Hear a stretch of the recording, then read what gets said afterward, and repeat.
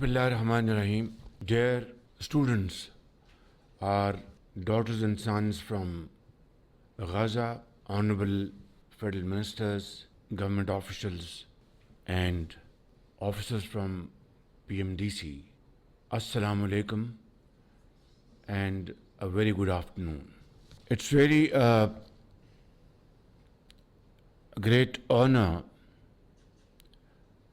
to be standing before you, students from Gaza, very shining and outstanding students who have now arrived Pakistan in their second home.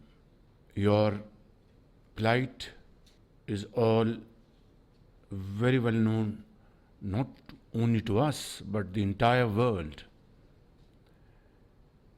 And it is heart-wrenching to watch day in and day out brutalities, atrocities being committed by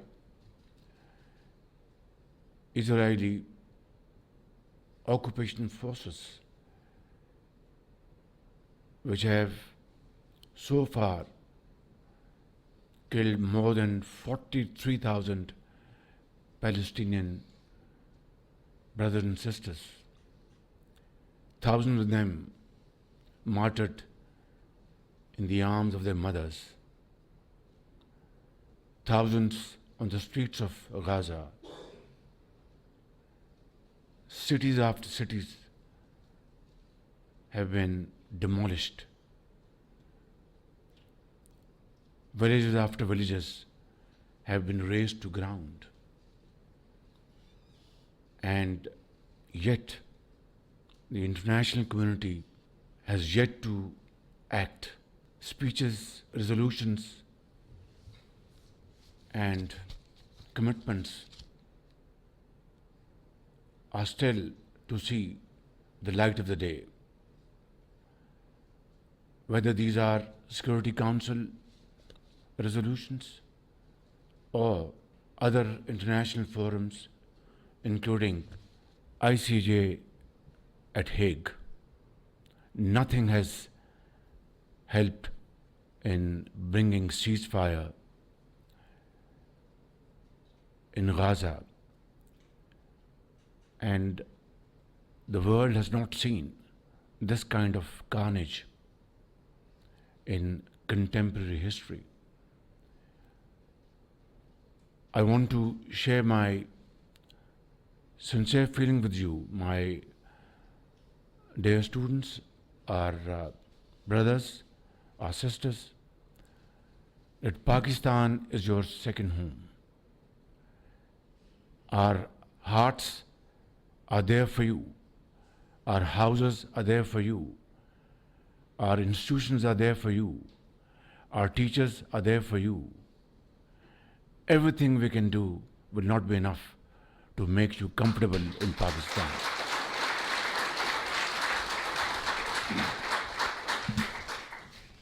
I was at UNGA session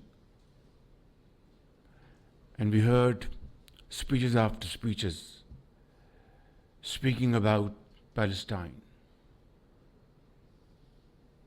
speaking about how Israeli forces are committing genocide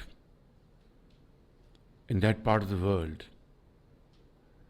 And there were presidents, there were prime ministers, there were heads of states, kings. But after that session, blood still flows in the streets of Gaza. Schools are being bombarded. Hospitals are being smashed. And the world is a silent spectator. I have, in one of my speeches, drawn a stark comparison, a parallel. We know how peace was achieved in Northern Ireland.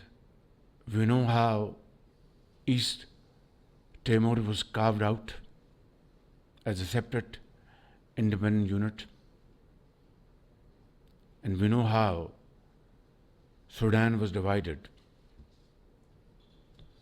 And you know how Bosnia's cries were finally heard after thousands and thousands of Muslims were martyred over there. And collective graves were seen by the world. Only then international community came to action.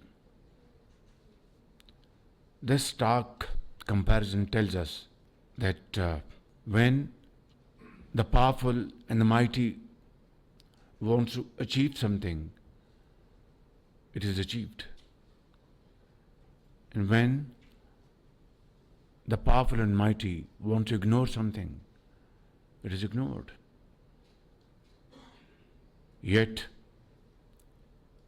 the hopes of Palestinian people gives inspiration to the entire world, facing these stupendous challenges, losing every member of their families.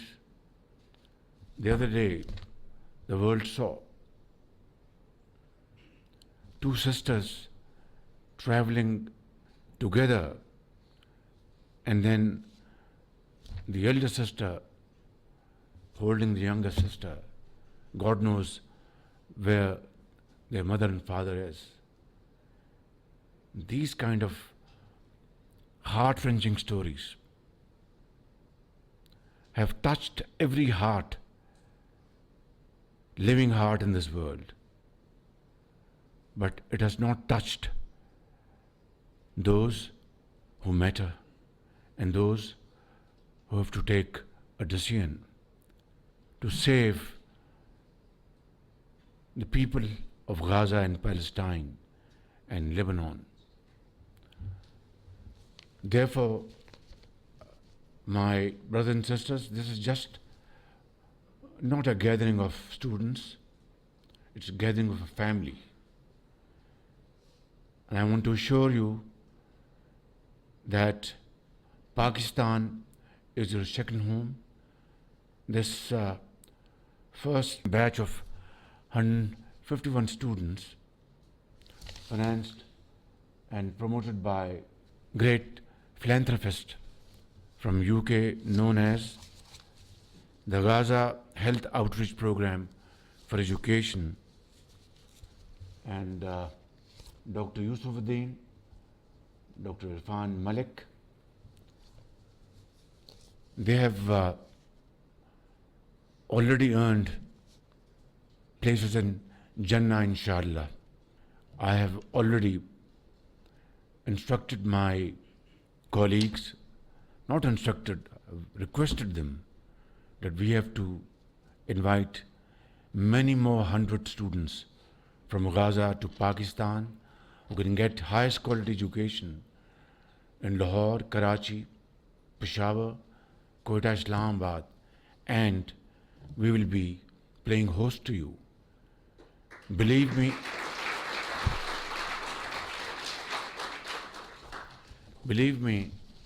it's not a favor.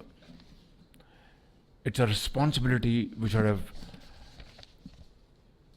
discharged long ago, but it's never too late. And while the cost of this batch of students will be borne by Al Khidmat Foundation and those great people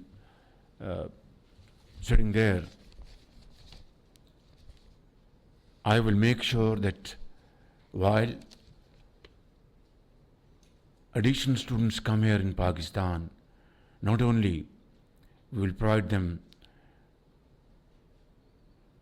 finest quality education, but it will be all free of cost, borne by the government of Pakistan, inshallah. I will therefore request Dr. Bharat and Secretary Health and Secretary Foreign Affairs to kindly take up this challenge immediately, and through proper coordination please come up with your recommendations without any delay as to how many more students, brightest of the bright, can we invite to Pakistan and house them in the best learning streets of Pakistan. This should be done not in months but in days and weeks. So, my dear brothers and sisters, while you have left Gaza, your birthplace, and your dear ones behind you, and I wouldn't want to ask you, rather don't have the courage to ask you, that how many of you have lost your dear and near ones over there. But let me assure you that our heart pumps with your heart. We are one family, and you will, inshallah, not feel. Of course, you will miss your parents, you miss your relatives, but you have your brothers and sisters here who will look after you like a family. Antum ikhwan, hada baytukum, Pakistan baytukum inshallah.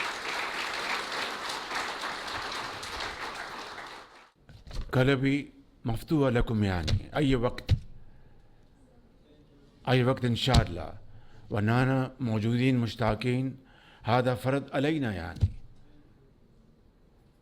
أنتم ليس ضيوف، أنتم إخوان والله العظيم. فباكستان بيتكم وبيتي.